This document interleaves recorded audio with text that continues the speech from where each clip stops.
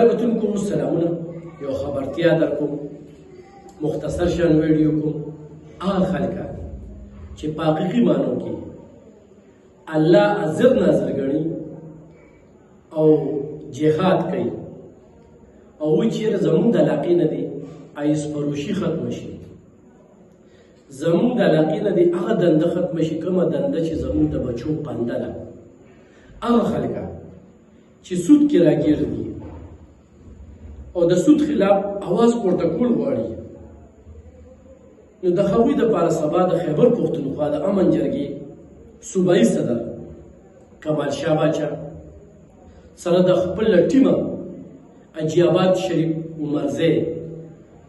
د مولانا خصیب قربان درې ته به راځي. دا ویډیو د سره شیر کې ګرانو کتونکو، خو یو سړی په حقیقت کې وایي حقیقت کې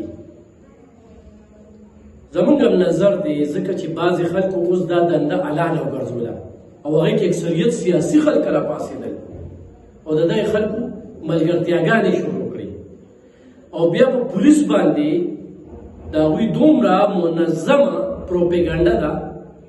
چې په پولیس باندې غټ تورونه ولګوي چې هغه دا غواړي هغه دا غواړي دا غواړي چې بیا ورته وایي چې ثبوت ته سره شته څه ویل غواړي، نو دغه ځای کې بیا وروسته وي. خو پروپیګنډه زموږ په تحصیل تنګي کې چې کوم پولیس والا کار کول غواړي نو هغه باندې غټ غټ تورونه ولګوي، بوختانونه پرې ولګوي چې دا چلې دا چلې. بهرحال چې کوم ککړ پولیس دي د هغې خلاف دي، خو د هغې خلاف هم چا سره ثبوت وي نو سبا چې کوم دی نو 4 بجې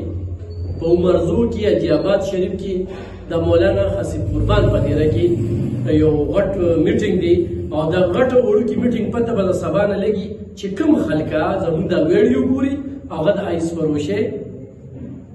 او د سودو د قبضه مافیا خلاف دي، نو هغه په هغې کې ګډون کې کمال شاه باچا یو مخلص انسان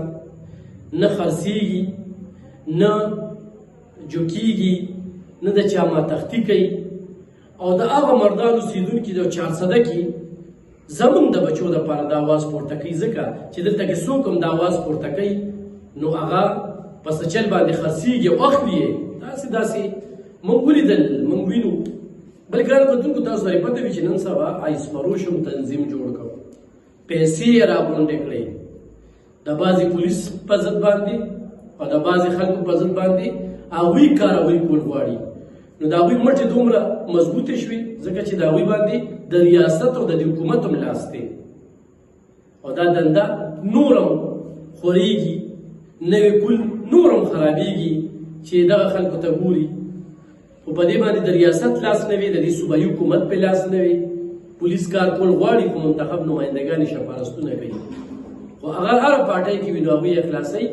ځکه چې هغوی ته د انکم روان دی، نو دوی مستنظمونه جوړ کړي. نو ګرانو کتونکو ما یو خبرتیا درکولې، زموږ خو یو کوشش دی د پشکلاوتي جرګې په صورت کې د امن جرګې په صورت کې د ایس فروشو خلاف اواز پورته کوو، د سود د قبضه مافیا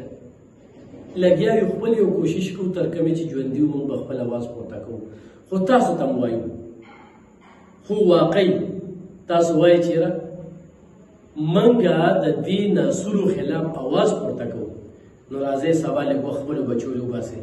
4 بجې حاجي آباد شریف ته راشئ. د مولانا خصیب قربان د دیرې تپوسو کې کمال شاه باچا به راځي، نور ملګري به راځي،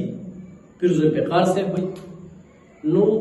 یو لایحه عمل توی کول دي ځکه چې بعضې ځای کې چې پولیس لاس اچوي نو هغه هم ناکامه شو او ناکامه په دې شو چې سیاست شروع شو، مداهنت شروع شو. د بره نه چې کوم دی نو زور دی، نو دا صرف د ډي پي او د وس کار هم نه دی، دا صرف د ډي اس پي د وس کار هم نه دی، دې کې عوام هم راپاڅي. نو دا نن چې د هسپتالونه د نشیانو نه ډک دي که نه، دا دلته کې چې کوم خرڅېږي د دې خلاف به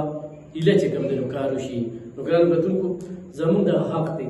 صحافت سره سره سوشل ورک او بیا په حقیقي معنو کې سوشل اکټیویسي چې تاسو ته درښایو ملګرتیا کړو د دغه شانتې خلکو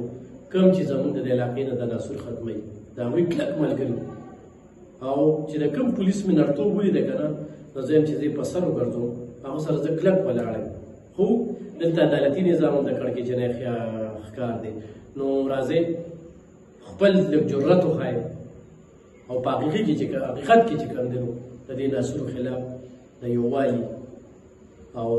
غلامي نه کوي دغه بوجۍ وړو ته نه خوشحالېږي دغه جیزر ته هم اجي ورته مه وایې دا د دوی غم خادونه چې کوم دی بایکاټ وکړي خو دا خلکو دومره زیات شو چې اوس یې پته نه لګي خو بیا هم چاته پته وي نو سبا چې کوم دی نو 4 بجې حاجي آباد شریف مولانا حسین قربان په ځای کې د امن جرګې خیبر پښتونخوا صدر کمال شاه باچا ورته